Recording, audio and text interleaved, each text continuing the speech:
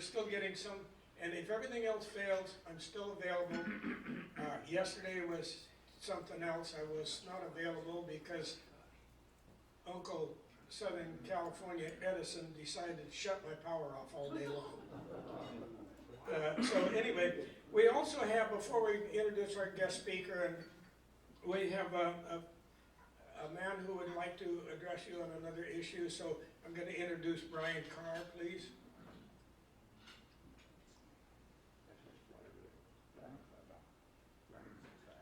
Morning. Good morning. Joe Diesenroth and Brian Carr, here representing the Palm Springs Aviators. It's a new flying club we've put together out of Palm Springs International. If you follow what's going on in the valley here, there's no longer a flight school or even a place to rent a plane at Palm Springs Airport, so it was a perfect time to start a club. And by club, this is actually a limited membership club, equal equity shares, nonprofit, and basically it's affordable, reliable flying. We're starting out looking at Cessna 172 in a Dakota, and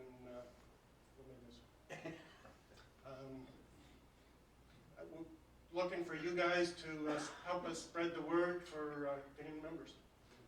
What side of the airport are you on? The east side or the west side? Yes. We're not there yet. We haven't. We're real close to incorporating and getting our first plane. We're not decided yet where we're actually going to hang our whether it be Atlantic or Signature side. What's the cost? The cost right now we're looking at a minimum of $5,000 buy-in. Monthly fee, depending on the actual plane we get, a little bit less than 100. And the same for the hourly rate, also just less than 100. And we're actually in the formation stage of this, so I've been working, doing surveys out with, my wife always tells me to use my inside voice. So we're actually just really getting this started. Brian has been the force behind this. We're doing surveys out to people that have interest to figure out what folks want. This is not Brian's deal or my deal. We want to put together a program that's going to be beneficial for the largest amount of people. So as Brian said, we started out with a 172 in that $5,000 range.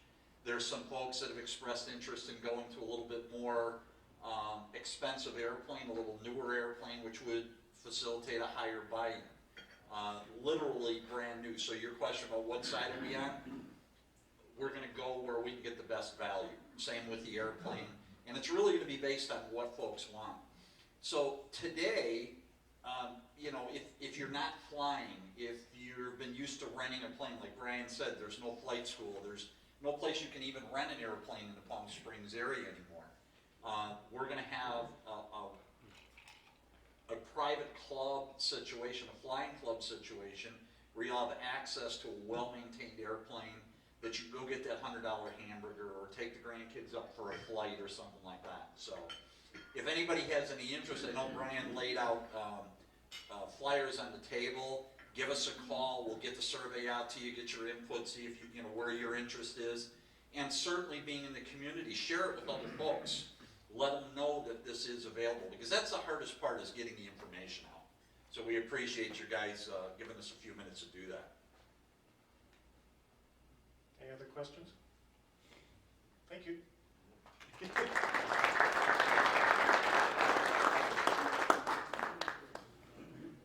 So without any further ado, I'd like to introduce Patrick Matthews, who will in turn introduce our guest speaker for the day. If you will, Patrick. Thank you, Blaine. Good morning, everybody. It's a pleasure to see so many here today. It's the last meeting of 2012. Hard to imagine the year has gone by, so let me take the opportunity, if I may, to wish you all a very, very happy and healthy 2013. It must be the end of the year because Larry Packer's here. He was with us at the same time last year. He's becoming a perennial favourite. So we had some requests to have him back, and I'm delighted that he's here today, and he's going to talk to you about his career. He's got his mum and dad here, his biggest cheering squad, so I'd like to introduce them if I may. Dorothy and Bob Packett, please take a bow. You're responsible for this day.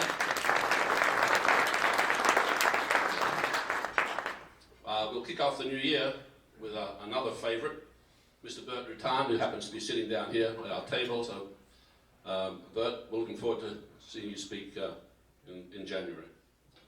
So let's talk about Larry Packer a little bit, if I may.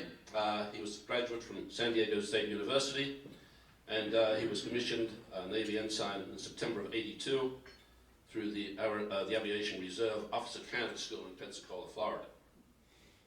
He received his Navy wings of gold in May of '84, and then he flew A6E Intruders out of Virginia Beach.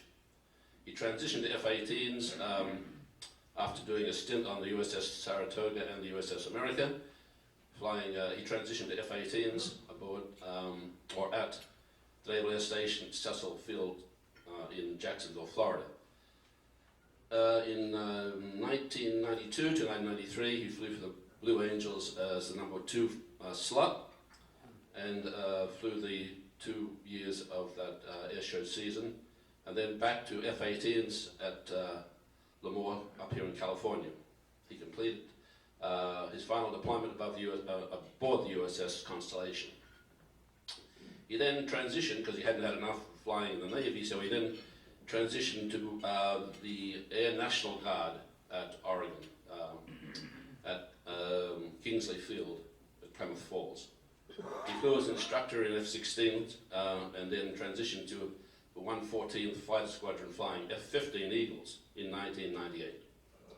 He retired in 2003, and from 2003 to 2009 was a tactical development pilot for Northrop Grumman, doing simulator flying on the F-35.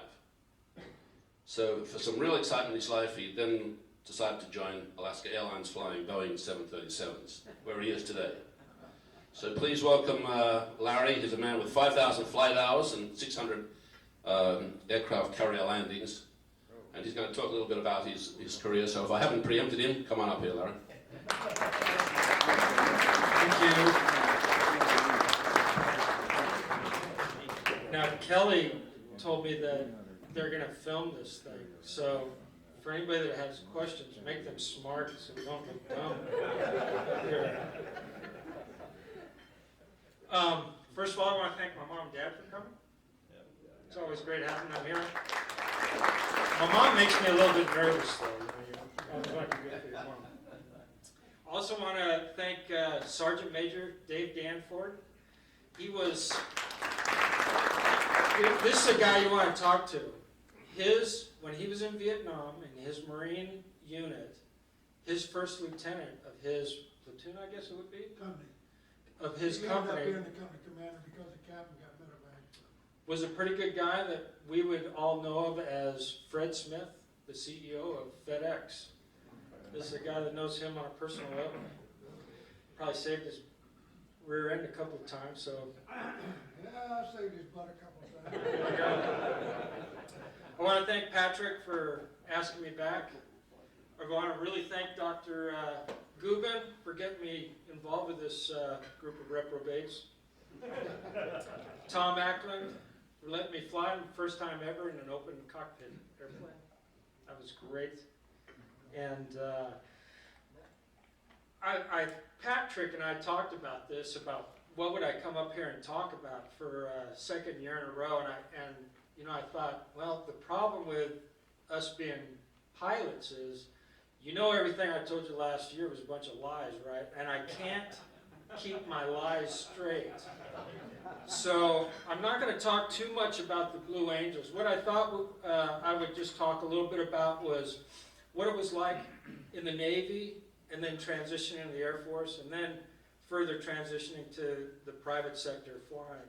And then, of course, because I'm not such a great speaker, if anybody has questions, then, you know, maybe we can fill the time that way. Last year I had a great video of Blue Angel stuff and all that kind of jazz, but I don't have anything this year because nobody wanted to see me flying around in gray jets. So, you know, I thought about it a little bit, and I thought, okay, so a young person, young man or woman comes up to you, they're just in college, junior year in college, and or they're getting ready to go into college, and they say, I really want to get into Air Force or Navy ROTC. What would you recommend? And I would be like, Air Force or Navy, where do you go? So I thought about it from the aspect of how are they different and how are they alike? And what would I tell that young person when they're going to go there? Well, first of all, the difference in training. Now, I have a nephew that I'm very proud of. Just got his wings of gold, 2 weeks ago? Yeah. And he's getting ready to go to F-18 Charlies, which is the single-seat F-18s out at East Coast. So really for accurate data, he's the guy that ought to be speaking about this stuff, what it's like being in the Navy right now. But back in 1982, when you went to Navy training, you would go to Pensacola, Florida, and then you would go get your commission or whatever, and go through the ground school stuff. And then you would be slated to go to either Milton, Florida, which is right outside of Pensacola, or you would go to Corpus Christi, Texas, flying the T-34 Charlie or the T-28 Charlie airplanes back then. And then that was called primary training, and once you went through primary training, then you would select for helicopters, props, or jets. And then based on that, if you got helicopters, you would stay in Milton, Florida and finish up the pipeline there. Props, you would go to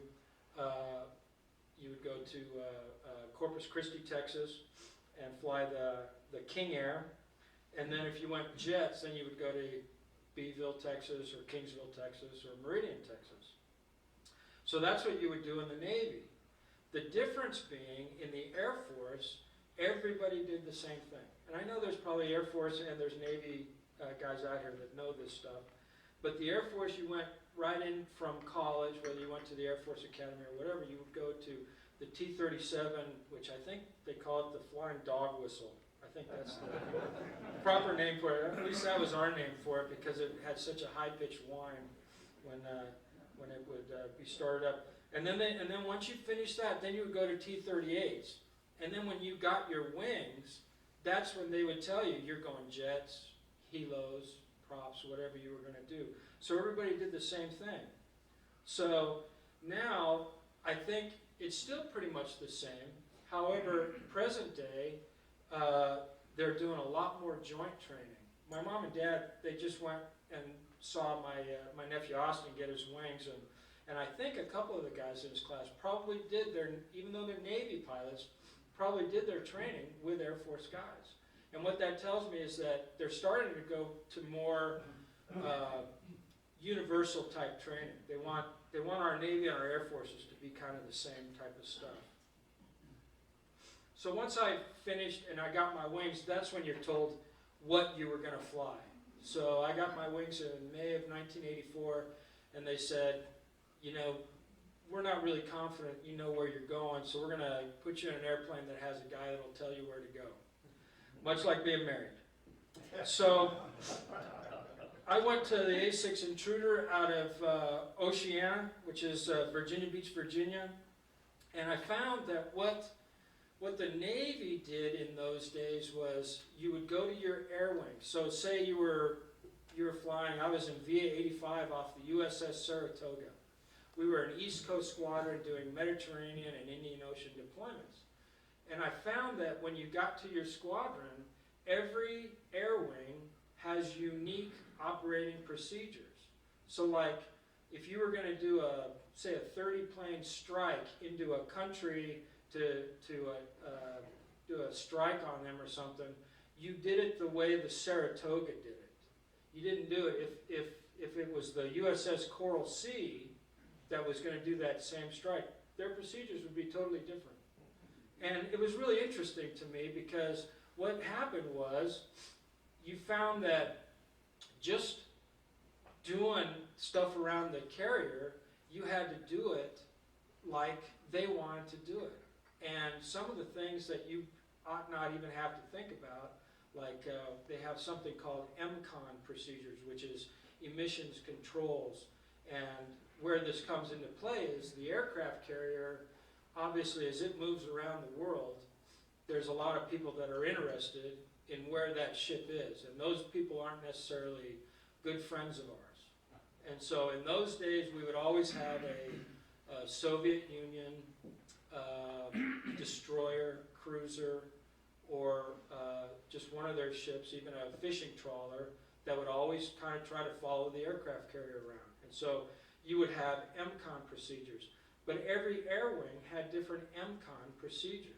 On the Saratoga, you would come in at night, and what they would mean by emissions controls is they didn't want you talking on the radio, because if the Russians heard you on the radio, they could get a bearing off on the aircraft carrier and know where it is.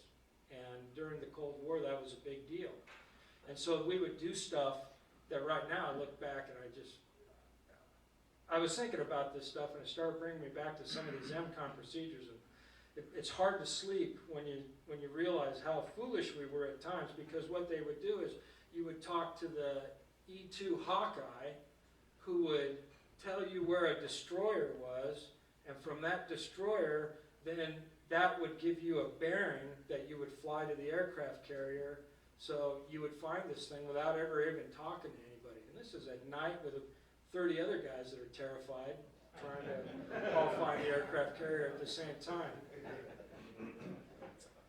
But the ship had to hide. Now the Air Force, they're not going to hide an airport. So they didn't really worry about that kind of stuff as much as we did. So that was kind of a difference when you were out in the fleet. Now, what happened was I saw that the Navy, we all want to think, we're Navy, we're better than the Air Force, we're Air Force, we're better than the Navy. But I'll tell you, the Air Force really had the good idea. What they felt was you could take let's say an F-15 pilot that is stationed in Kadena, Okinawa, and you could pull him out of that cockpit, put him in the cockpit in Germany, in the F-15 unit there, and no matter what was going on, his radio procedures would be the same, the tactics would be the same, every single thing he did except for the local course rules, which is how to get into that particular airport, everything would be the same.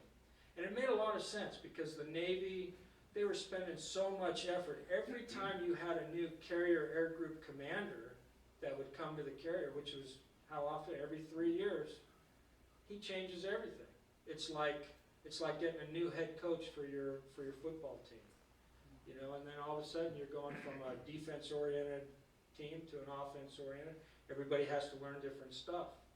So the Navy in the mid-90s went to a standardized way of doing things. So now every Navy pilot flying F-18s, he can fly in Japan, he can fly in Europe, he can fly anywhere, and all the procedures will be the same. And that's really what you want. That's through a program called the SFTI, Strike Tactics Fighter Instructor Program, which is a real good program. Now here's something that, I thought about this also, and I didn't want to totally bore everybody and put everybody to sleep, so I did want to put some differences between things that I know about, which is the Blue Angels and how we did business, versus, I've got written here, versus Blues versus Brand X. Now, just for those of you that don't know, the Thunderbirds are the U.S. Air Force flight demonstration team, and they do a great job. But it's funny because when we would get together and we would know those guys, we called them Brand X, they would call us America's Swim Team. So a little bit of rivalry going on there. But one of the things that made the two teams different, and they get together every year, most people don't know this, but they get together every year for about 3 or 4 days, and they go over, this is how we do things, that's how they do things, and you kind of try to get an idea of how the two training programs are similar and how they're different, and try to grab some things from them. Just so you know, I don't remember ever grabbing anything from them that I could use, but one of the differences was that the Blue Angels, the way that they did their training, the way that they set up their shows, everything they did was self-policing. And by that what I mean is, when the Blue Angels felt that they needed a change in the program. Every year, they get new guys on the team. They want to try to make things fresh, and whatever they're going to do, whether they're going to put new music in the program, they're going to put a new maneuver in the program, whatever they're going to do, they do it. And then they're the ones that go, this is safe, makes sense, this is how we're going to do it. And then they tell the Navy, this is what the program is going to be, the admirals that are in charge. Whereas the Thunderbirds, and I always felt that when I would get together with them, or when they would come see us, or we would go see them, there's a little bit of envy because they don't have that same kind of freedom. And it's just the nature of the Air Force versus the Navy way. In the F-18 on the Blue Angels, we didn't even have HUD tapes, which is the heads-up display tape where you can film everything that's going on, and then you can review it later. We took that out because that's where we put our stopwatch so that we could time everything for the maneuvers.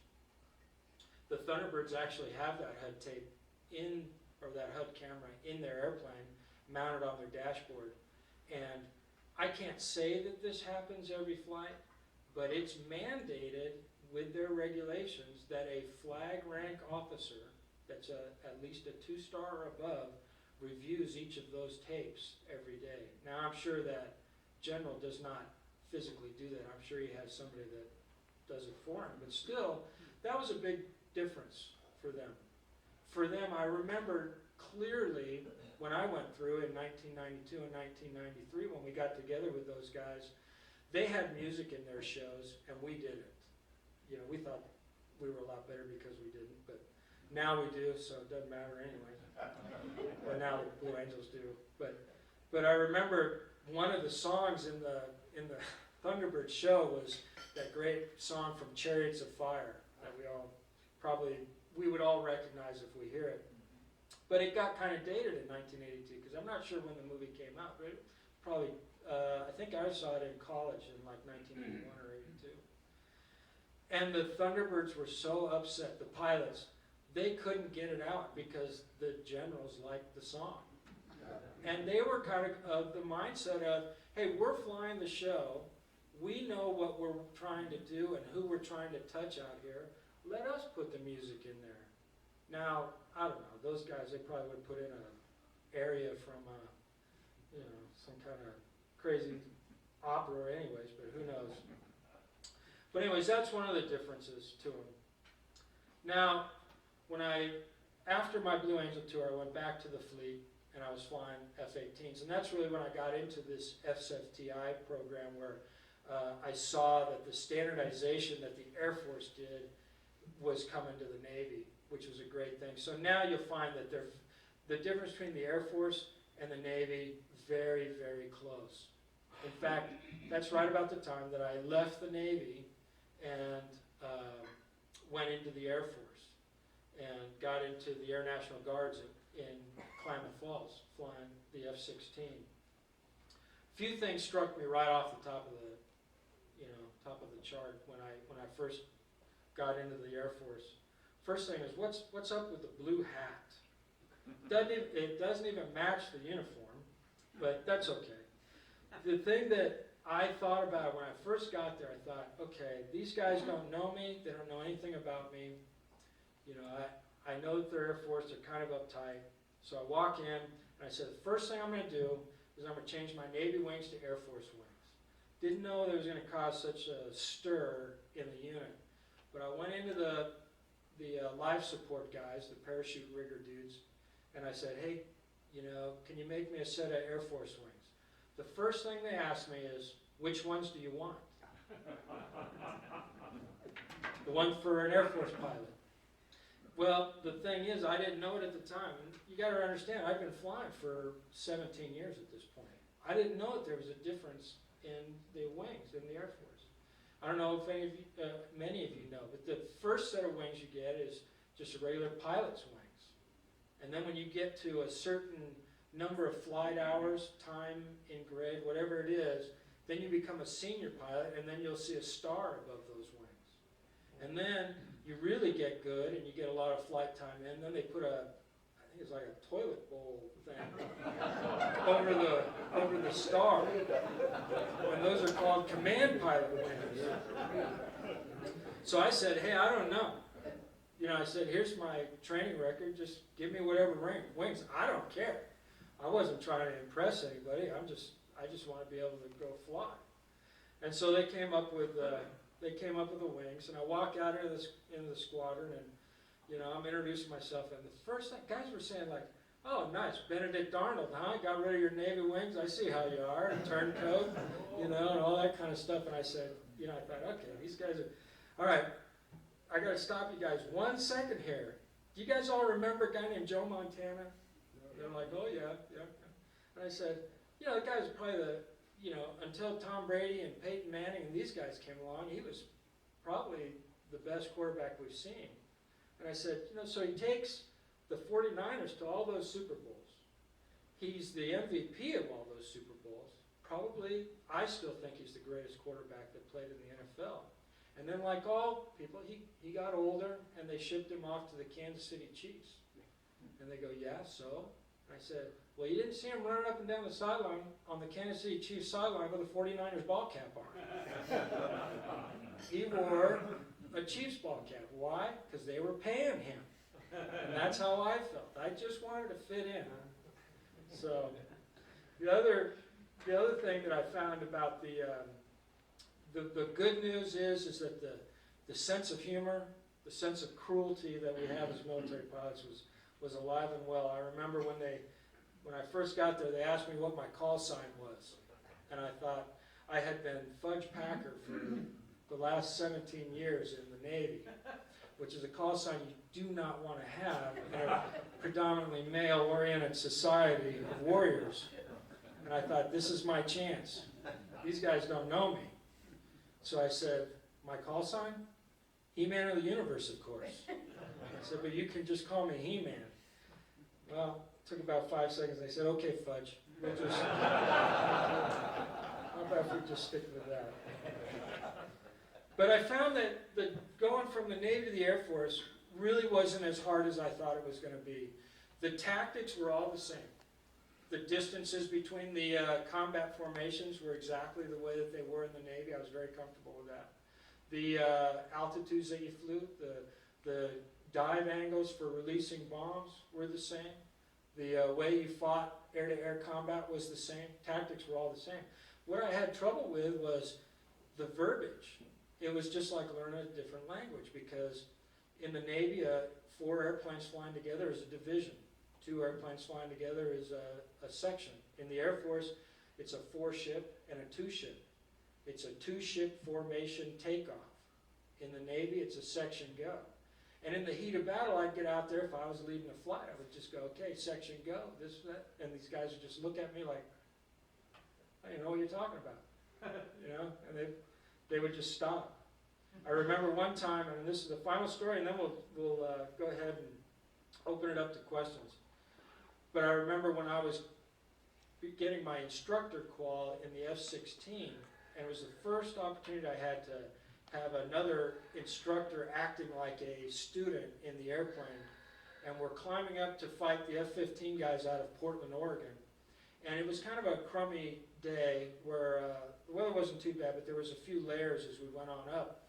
And as I'm looking out, my wingman was a guy by the name of Kyle Hook. His call sign was Jinx. And Jinx, who's acting like the student, is out there in combat formation.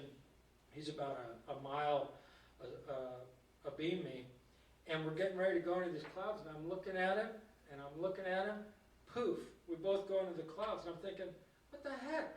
You know, in the Navy, a wingman is taught, do what's smart. Form up, get on your flight lead's wing, and maintain sight. And this knucklehead goes right into the cloud, loses sight, calls that he's lost sight. We have to do all this stuff, these procedures to figure it out. We go all do our mission, get back together to do our mission, come back and land, and he's debriefing me now. Now he becomes the instructor and is giving me instruction on how to be a good instructor. And he's like, you know, you were a poor instructor today. You let me fly right into the cloud. And I'm like, In the Navy, we assume you're smart enough to stay out of the cloud and join up on my wing. But that's not how they do it. It's just different procedures. They train you to be a good wingman, and a good wingman does what he says. In the Navy, I always felt that we taught the wingmen to be good flight leads, because if you get bagged and you're the flight lead, guess what? You're not a wingman anymore. You're now the flight lead, and so you better know what's going on. So the differences were different, but they weren't. They made a lot of sense. The last thing I wanted to talk about, I said I'd open up to questions, but the last thing I wanted to talk about was the most difficult transition of all, and that was going from the military to the civilian world, to flying for Alaska Airlines. I'm quite proud that I never received an unsatisfactory grade in any of my flights as a student or as an instructor or anything when I was in the military, Air Force or Navy.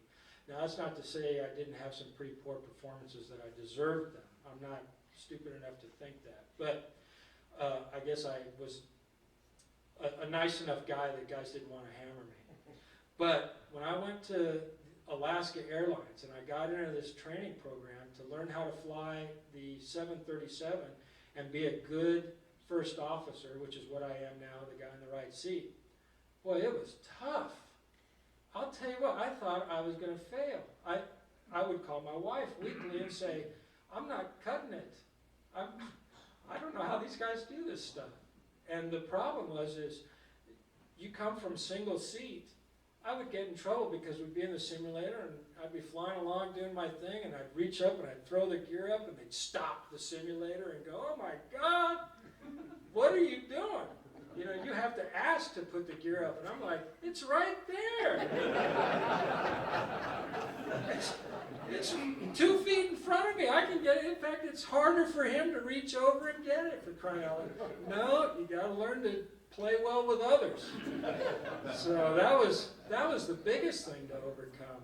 You know, was these procedures now. But I think I'm finally getting it. Hopefully. Getting to become a captain here soon, so I don't know. I may make it in this industry yet, but what I want to do is take a few minutes. If anybody does have any questions, you know, Blue Angel stuff or anything, yes, sir. I got a question. You know, there's mostly pilots in here. How old were you when you figured out you wanted to fly an airplane? What made it click for you? Well, I was very fortunate. My dad. He was in the Air Force, and he had that love of flying, and I just remember trips. I mean, I don't know, how old was I when we went to Hamilton Air Force Base? You know, I was young. Young. I remember, the only thing I remember is the gate guard giving him a hard time because he was like, I'm Captain Packer. You know, he was in the Air Force 30 years ago or 20 years ago or whatever. The guy's like, I'm sorry. That doesn't cut it now. But I always wanted to fly. Always. I wanted to, and I can say this very truthfully. When I was probably 5 years old, I wanted to fly for the Blue Angels. And I just thought about flying. I was such a single-minded kid. My parents could tell you, they're here.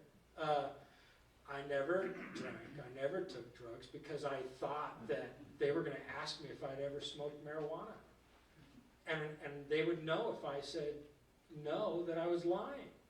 So that's what I wanted to do. And so I did everything I could to set myself up to fly for the Navy. I wanted to fly for the Navy the whole time. So, yes, sir. Like you've done an unbelievable large variety of flying. Have you considered as your next step being a warfighter flying UAVs? And also, what do you think about the move to award hero badges to UAV warfighters? You know, I got a great story about UAVs. I love it. Some of my friends at Alaska Airlines are in the reserves doing the UAV thing as Air Force guys, and they're having a great time. I think it's a great idea. I think they're doing a great job. I think that we don't hear enough about what they're doing. I know that one of the greatest stories I've ever heard was the very first time that they had one crash. The guy that was flying it was in his trailer there out there by Nellis, and he was a pilot flying these unmanned aerial vehicles. And as he was sitting there doing his thing, I think it was a KC-135 pilot, so he was a tanker guy, and he had got this assignment. He wasn't that happy about it at the time because he was at the leading edge of the thing. And when the thing went out of control and crashed, and here he is, the first pilot to actually lose one of these UAVs, and the engineers that were in the trailer with him were sitting there, and they were pretty concerned. The first thing he does, being a pilot, and we can all appreciate this, is he jumps up and he says, "Quick, somebody call my wife and tell her I'm okay."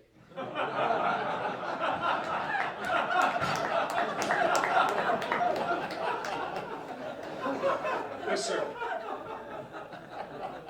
That's great. Social integration here with the military, how would you feel about getting rid of the Air Force Academy, West Point, all those type of things? Just keep it with the colleges. Once they graduate from that, then they can move on up from there, save a lot of money and time. How would you feel about that? For a second, I thought you were going to say, let's just keep it the Naval Academy, and I have to agree with you. You know what? I think that I did not go to the Naval Academy. I went to San Diego State. I was a criminal justice major. So I didn't really have I tried to get into West Point. I tried to get into the Naval Academy. I tried to get into the Coast Guard Academy. Heck, I tried to get into the Merchant Marine Academy. And they all turned me down for good reason. But the thing is that I believe that those service academies, those really, I used to consider it the top 1% of our youth. I mean, these are pretty sharp kids. Now I think it's probably the top 0.01% of our youth. These are good kids. They're good. They get a great education there. And I think we need them. I mean, like I said, I didn't go to an academy. And my nephew, he was ROTC at Vanderbilt. Probably did just as good a job. I would certainly, as I look at him and as I know him, he's as fine an officer as I know. But I know that I know a lot of my friends have been instructors at the Naval Academy, and I know they get a good education there. I, for one, like to see them continue. I don't ever want to see that kind of thing go away. I think once we start losing stuff like that, we lose our course. Yes, sir. Which wings did the Air Force give you?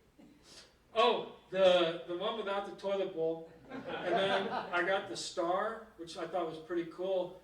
And then I think like 4 months later they said, here's the one with the ring around it. So I got the command pilot wing. So that was pretty cool. So yes, sir. So going back to your opening remarks there, so if we were advising a young guy or gal in high school or freshman, junior college, Air Force or Navy pilot, what's the conclusion? I was hoping somebody would ask. The girls always want the Navy pilot.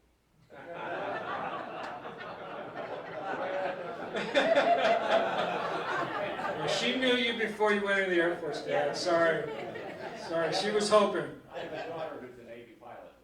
Oh, very good. Then she gets the guys. I think, for me, it's a hard one for me to say. But honestly, I think the mystique is still there with the carrier. When I tell people I was a military pilot and I was a Navy pilot and all that kind of stuff, they go, yeah, oh, cool. That's pretty neat. And then they go, did you ever land on an aircraft carrier or any of that stuff? And I go, yeah, a few times. And then they go, wow. So I think there's that mystique there. That's where I can't imagine if you had your choice and you could do either one, not going out to the aircraft carrier. I don't see why you would make that choice. The Air Force didn't have tailhook. I don't even know what that is. How do you think the F-35 will change carrier-based operations? The bird is probably a better one to talk about that kind of stuff than I am. I'm not an engineer, but I know that the key to naval carrier operations is the airspeed of the airplane as it comes aboard the boat. When we had the old A5 Vigilante and the F8 Crusader, I mean, some of you have flown the F8 in the audience here today, and I know that, they had to change the whole wing on that thing. They had to make it pop up so that they could get a couple less knots so that it wouldn't pull the wire out of the blocks on the carrier. Well, that F-35, that thing's so amazing. It has the wings, in the Navy variant of the thing, the wings are bigger because they want that thing to come aboard the carrier at a slower airspeed so it's more manageable. So it does a lot for the carrier ops things. The Air Force variant has smaller wings. They're both just as maneuverable. I would think that when you got right down to it, the Air Force probably has, could probably do maybe 1/8 of a degree over 10 seconds more than, turn rate. But I don't even know if that's true. I wasn't an engineer. I was just tactics development on the thing. But yeah. With the 600 aircraft landings, any prop strikes? I never, here's a great story. When I was going from the Navy and I was trying to get the job at the Air Force, to call the Air National Guard, I didn't know who to talk to. So I picked up the military version of the Jeppesen charts and I called the ops desk. And I'll never forget, a guy named Sergeant Larry Ransom answered the phone. And I go, "Hi, I'm Lieutenant Commander Larry Packer. I'm looking for a job. Who would I talk to?" And being the Air Force, he doesn't say, "Oh, you need to talk to Lieutenant Colonel Brown." He says, "Oh, that would be R.C. Brown." I'm like, "Oh, okay, Sergeant." I guess the guy's a civilian. So I dial that number and he goes, "This is R.C." And I said, "Yeah, hey, my name's Larry Packer. I'm looking for a job." And he goes, "Tell me a little bit about yourself." And so I said, I tell him some, and he goes, "Well, how many flight hours do you have?" And I go, at that time, I remember this because I had just done my resume, because I knew I'd be looking for a job. And I said, "Oh, 3,300. And he laughs, and he goes, this is a guy that had flown F-4s and F-16s for 20 years.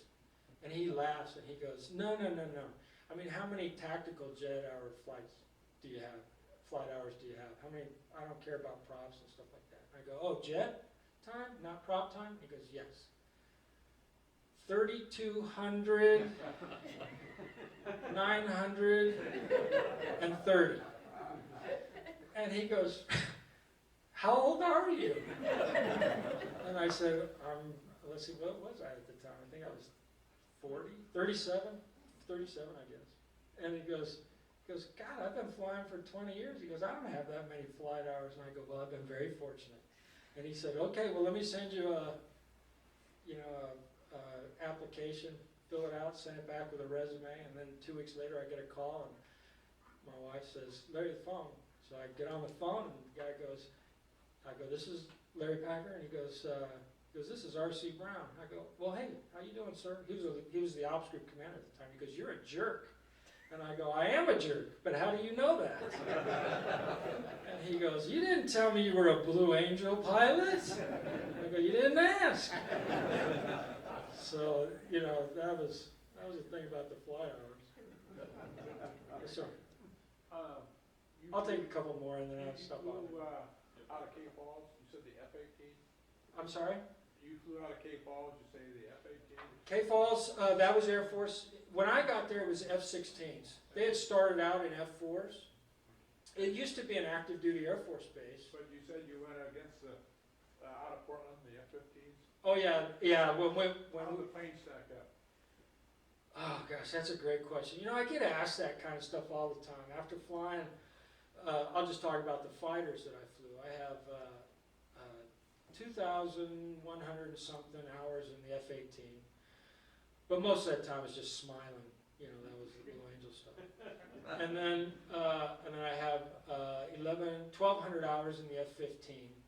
And I only ended up with about 180 hours in the F-16 because I flew that for a year and then we transitioned to the Eagle in Klamath Falls. But I get asked, which is my favorite airplane and how do they stack up? I have to tell you, my first love is the F-18. But a lot of that has to do with, they're all pretty much the same. The F-18 and the F-16, they're really similar. They have the same maneuverability characteristics, same thrust to weight for the most part, depending on what's hanging off the wings and things like that. But they're pretty equal. The F-15, its day was the 80s when it was King Kong. Now I would consider the F-16 and the F-15, I mean the F-16 and F-18 a little bit better, because with technology, the reason the F-15 was King Kong out there was because of its radar, the power output. It could see everything way out there. And now with the advances in technology, the F-18, F-16, F-15 radars are all the same. And so now it comes down to maneuverability in the dogfighting arena. And so, but the F-18 is my favorite. But a lot of that has to do with when you're by yourself and it's 3:30 in the morning and it's pitch dark out there and you got to come back to that aircraft carrier and you're sitting there by yourself and it's raining and thunder, all that lightning stuff. That F-18 really made you feel good because the electronic system and the situational awareness you have, you really feel confident that you knew where you were. When I was doing MCON procedures in the A-6, which was a Vietnam-era airplane, I was not as confident where that carrier was going to be. So, any others? Any other questions? All right. How does a Marine squadron, like F-4Us in the Korean War, operate out of a carrier along with the Navy? Who determines? Sergeant Major say they operate better. Who am I to argue? Well, can I say something? Yes, sir. And having been the senior orderly on an admiral staff on the 07 level, standing behind him while we were launching aircraft, and he said to me, "Who's those trip trays out there flying those F-8s?" I said, "That's the trip tray squadron out of Beaufort, South Carolina, sir, United States Marines." He said, "Give me the CAG commander." So I called the CAG commander, who was CAG 9 out of Cecil Field. I said, "The admiral wants to see you on the 07 level." He says, "What does he want, Sergeant?" I said, "He didn't discuss that with me, sir." So the commander comes up and the admiral says, "See those F-8s out there flying, trip trays?" He said, "Yes, sir." He said, "I want your damn air group flying just like them." I do always say, you know, when I was on the Constellation, we had VMFA 323, the Snakes, and then we had two Navy Hornet squadrons. My squadron, VFA 151, the Vigilantes, and VFA 137, the Kestrels. And the tactics were the same. They flew the same tactics that we did. And the only thing that was different was just obviously the rivalry that you would have.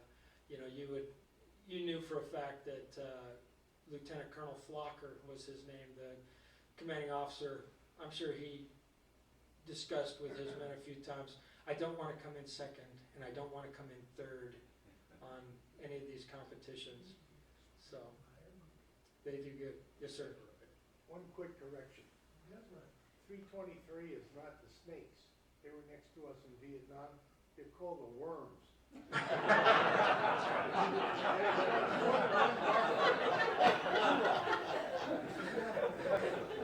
Tough crowd. You sure you want to film this? All right. Well, anyways, that's about all I know. You know, I want to thank you, and just like our past election, it's nice getting 51% of the vote for being asked back here. I really appreciate it.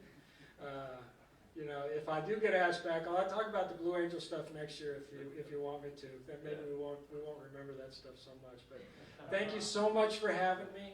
I really appreciate it. It's so much fun coming out here, and trust me, I realize I'm not the most qualified speaker up here. I know that there's people, when I meet you guys out there, I'm just amazed at the stories, and Kelly, I think it's just such a great idea that you film these things. I mean, this one, good experiment, but like Mr. Rattan, I'd love to come see that one. That's some good stuff. All right, thank you so much.